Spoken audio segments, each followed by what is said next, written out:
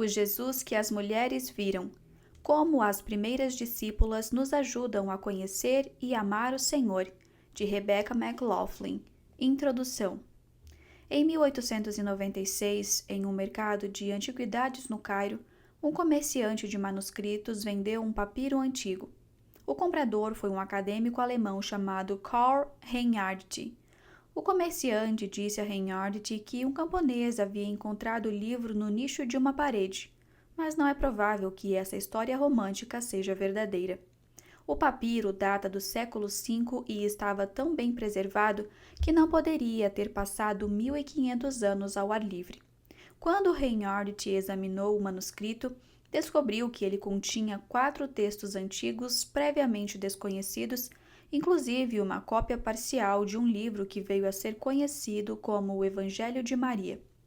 2 outros fragmentos do Evangelho de Maria foram encontrados desde então, e os especialistas acreditam que foi originalmente escrito no século II. Estavam faltando partes importantes do texto em cada uma das cópias, mas o que restou relata um encontro entre Jesus e seus discípulos após a ressurreição. Uma discípula, Maria, havia recebido uma revelação especial de Jesus. No entanto, quando Maria compartilha o que Jesus lhe revelara, Pedro a acusa de estar mentindo. Ele não acredita que Jesus teria feito tal revelação para uma mulher. Maria chora diante dessa acusação.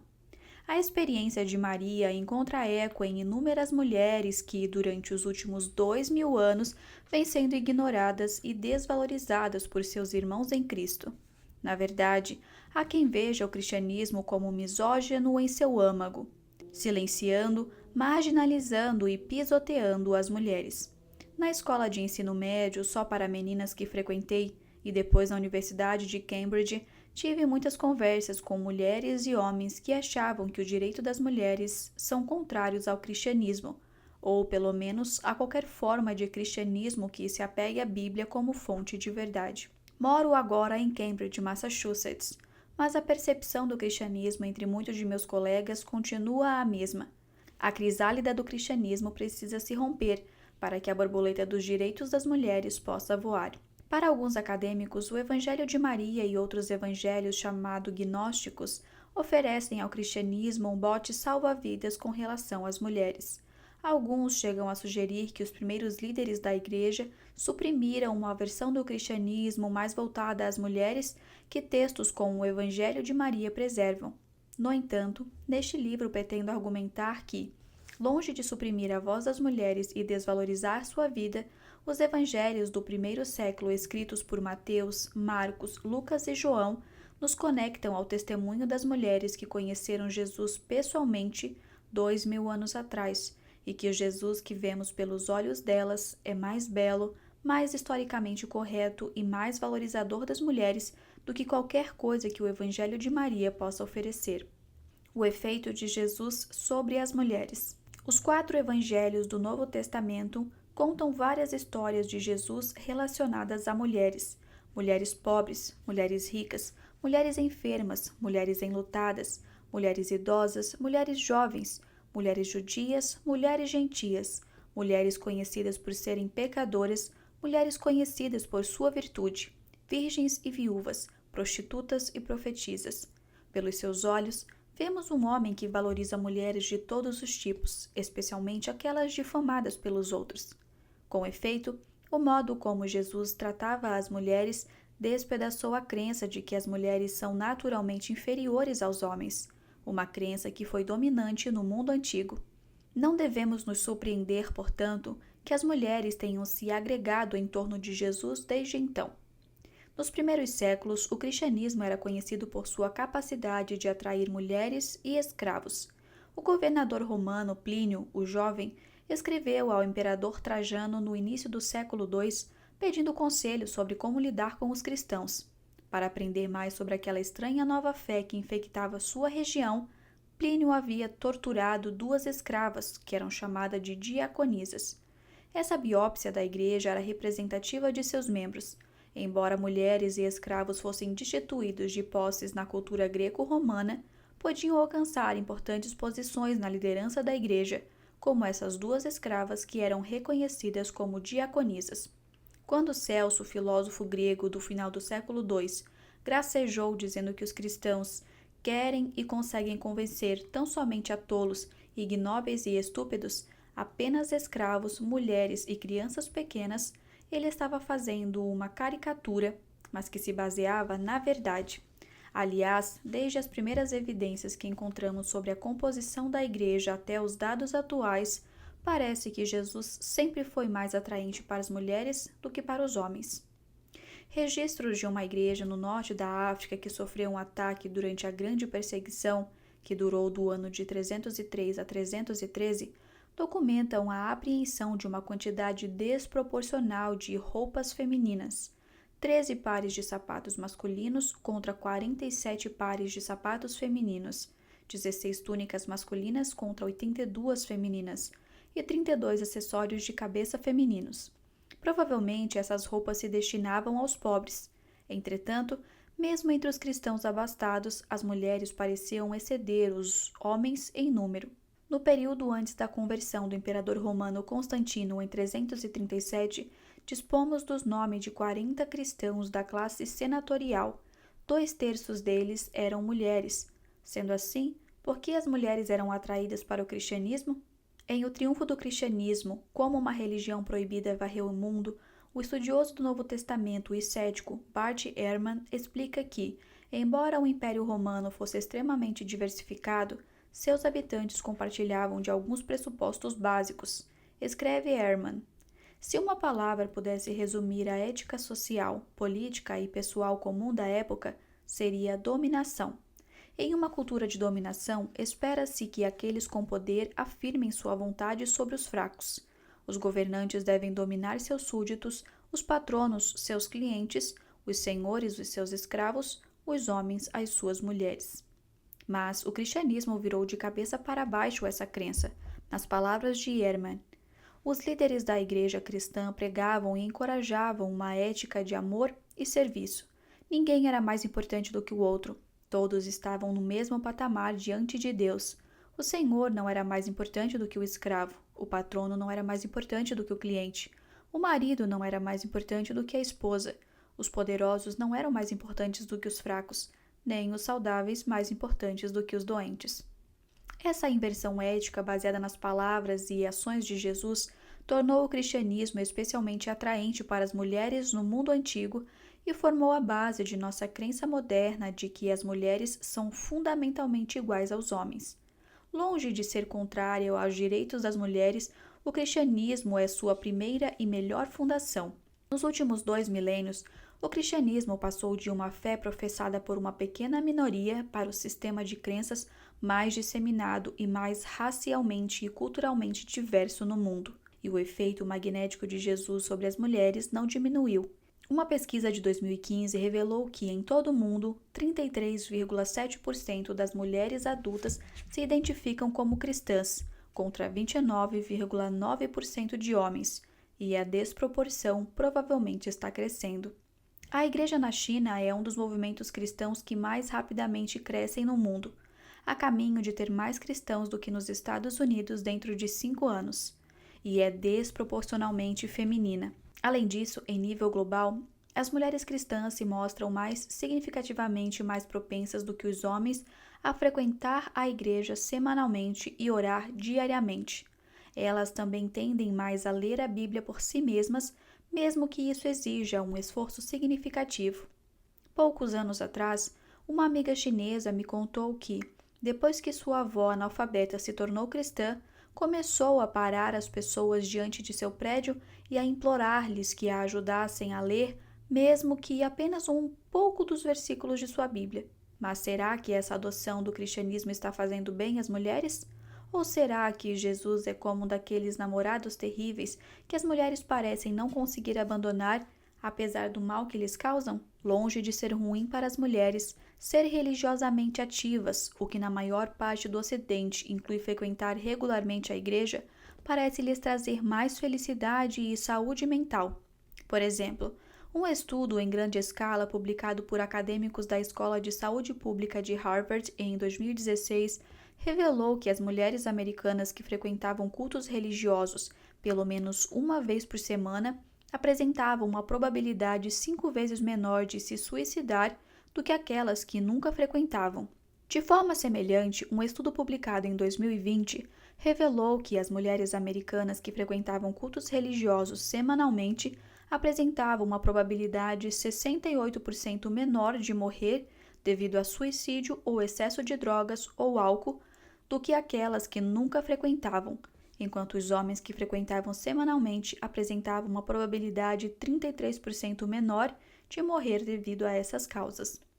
Notavelmente, mais do que um terço dos adultos religiosamente ativos, 36%, se descreve como muito feliz em comparação com apenas um quarto, 25%, tanto de adultos religiosamente nativos, ou seja, aqueles que se identificam como cristãos, mas não frequentam a igreja, quanto daqueles que não se filiam a religiões nos Estados Unidos. Mais ainda, embora a limitação bíblica do sexo ao casamento por toda a vida tenha muitas vezes sido acusada de ser uma camisa de força prejudicial, recusando às mulheres e aos homens a liberdade sexual que se considera ser o caminho para a felicidade, os dados indicam o oposto. Um corpo crescente de evidências tem mostrado que, especialmente para as mulheres, ter múltiplos parceiros sexuais está associado a níveis mais baixos de saúde mental e felicidade. Inversamente, longe de estarem confinadas ao sofrimento, as esposas mais felizes nos Estados Unidos são mulheres extremamente religiosas, casadas com homens extremamente religiosos. Os casais que oram juntos, leem as escrituras em casa, frequentam a igreja e assim por diante, apresentam uma tendência 2 vezes maior do que os seus colegas seculares de dizer que estão satisfeitos com seu relacionamento sexual. Podemos pensar que o casamento cristão retira das mulheres sua liberdade sexual, mas os dados sugerem que ele afasta as mulheres e os homens do desastre do sexo sem compromisso. Será que isso significa que o cristianismo é só para as virgens e mães de 4 filhos com casamentos felizes? Não. Quando deparamos com Jesus nos evangelhos, encontramos um homem que acolhe mulheres de má fama em termos sexuais, ao mesmo tempo que enfrenta homens hipócritas nessas mesmas questões. Encontramos um homem nascido de um escândalo sexual que escandalizou ainda mais seu companheiro judeu ao mostrar amor a mulheres conhecidas pelo pecado sexual. Encontramos um homem que nunca teve uma relação sexual, mas que amou as mulheres de tal modo que elas deixaram tudo para segui-lo. Encontramos um homem que deu as costas aos homens religiosamente poderosos de seu tempo e cuja conversa pessoal mais longa registrada foi com uma mulher desprezada por sua religião. Ao longo deste livro, olharemos para Jesus pelos olhos dessas mulheres. Mas será que podemos ter certeza de que o que lemos sobre Jesus em suas 4 biografias no Novo Testamento é confiável e que textos como o Evangelho de Maria não nos oferecem uma visão mais autêntica? Podemos confiar nos evangelhos? Em seu livro pioneiro, Jesus e as Testemunhas Oculares, o estudioso britânico do Novo Testamento, Richard Bauckham, sustenta de modo convincente que os textos de Mateus, Marcos, Lucas e João não são produtos de gerações de tradição oral, como muitos estudiosos do século XX supunham, mas documentos que preservam para nós os relatos de testemunhas oculares que conheceram Jesus pessoalmente. Este livro recorrerá extensamente ao trabalho de Bauckham, inclusive seu fenomenal Mulheres do Evangelho, e sustentará que o testemunho de mulheres, em particular, é vital para a história que os autores dos evangelhos contam. Geralmente se admite que o Evangelho de Marcos tenha sido o primeiro a ser escrito, provavelmente entre 35 e 45 anos após os acontecimentos que registra. Bauckham observa que esta data está bem dentro da duração da vida de muitas das testemunhas oculares e defende que Mateus, Lucas e João foram escritos no período em que testemunhas oculares vivas estavam se tornando escassas, exatamente naquele momento em que seu testemunho pereceria com elas se não fosse registrado. Comparando a forma como os nomes são usados nos evangelhos com o modo como as testemunhas oculares são citadas em outros textos do mesmo período, Bauckham argumenta convincentemente que os autores dos evangelhos estão indicando a seus leitores as fontes das histórias que relatam. Mas será que as testemunhas oculares de fato se lembrariam daqueles acontecimentos tanto tempo depois que haviam ocorrido? Não sou velha o bastante para me lembrar de fatos que ocorreram entre 35 e 45 anos atrás, quanto mais 60 anos, que provavelmente é o intervalo entre o tempo que o autor de João conviveu com Jesus e quando escreveu o seu evangelho. Se você tem menos de 50 anos, esses intervalos de tempo provavelmente lhe parecem impossivelmente longos. Esquecemos a maior parte do que nos aconteceu na semana passada. Entretanto, meus pais, que estão na casa dos 60 anos, e meus avós, que estão na casa dos 80, lembram-se facilmente dos acontecimentos e das conversas mais importantes de sua adolescência e juventude, especialmente aqueles que foram contados e recontados aos filhos, netos e bisnetos. Meu avô, por exemplo, se lembra do dia em que minha mãe, quando criança, insistiu em querer ir para a escola sozinha. Meu avô a deixou ir, mas a seguiu à distância. Acabou descobrindo que ela havia planejado encontrar com um garoto que estivera intimidando sua irmã menor para brigar com ele. Isso aconteceu quase 60 anos atrás, e embora não tenha sido um acontecimento que mudou a vida de ninguém, ficou registrado na memória de meu avô e ele contou a história como algo divertido durante décadas. Os discípulos de Jesus se dedicavam a prestar atenção no que ele fazia e aprender o que ensinava. Esse era um trabalho em tempo integral, não apenas dos 12 apóstolos escolhidos por Jesus, mas também de dezenas de pessoas, inclusive muitas mulheres que viajavam com Jesus. Após a morte e ressurreição de Jesus, eles iam de lugar em lugar proclamando o que haviam escutado e visto. Quando os autores dos evangelhos finalmente escreveram os relatos da vida de Jesus, eles tinham uma riqueza de testemunhos em que se basear, e o testemunho das discípulas de Jesus era igualmente importante. E quanto aos outros supostos evangelhos, como o Evangelho de Maria? Enquanto os 4 evangelhos do Novo Testamento foram todos escritos durante o período de vida de testemunhas oculares da vida de Jesus, acredita-se que o Evangelho de Maria tenha sido escrito entre o início e meados do século II, bem depois que as testemunhas oculares haviam morrido. Em vez de estar enraizado no Antigo Testamento, o Evangelho de Maria, como outros chamados evangelhos gnósticos, baseia-se muito mais na filosofia grega do que nas escrituras hebraicas e pressupõe uma visão de mundo diferente, em que a matéria é má e a salvação envolve escapar ao que é físico. Isso é fundamentalmente diferente da crença judaico-cristã na bondade da criação original de Deus e da promessa cristã de uma vida encarnada, de ressurreição para todos os que creem em Jesus. Diferente dos evangelhos em nossas Bíblias, o Evangelho de Maria não nos fornece um relato da vida terrena de Jesus. É totalmente centrado em suas supostas conversas após a ressurreição de Jesus. Se tivéssemos esse texto e não os textos dos evangelhos em nossas Bíblias, não saberíamos quase nada sobre a vida, morte e ressurreição de Jesus de Nazaré e teríamos registrada somente uma minúscula proporção de seus ensinamentos que mudaram o mundo. Podemos pensar que o Evangelho de Maria foi suprimido porque transmite uma imagem ruim de Pedro. Pedro, afinal de contas, foi um dos principais líderes na igreja dos primeiros tempos. Mas, em vez de eliminar os erros dos discípulos masculinos de Jesus, os evangelhos em nossas Bíblias, inclusive o Evangelho de Marcos, que se considera ser baseado no testemunho de Pedro, frequentemente retratam os apóstolos, e Pedro em particular, sob uma luz terrível.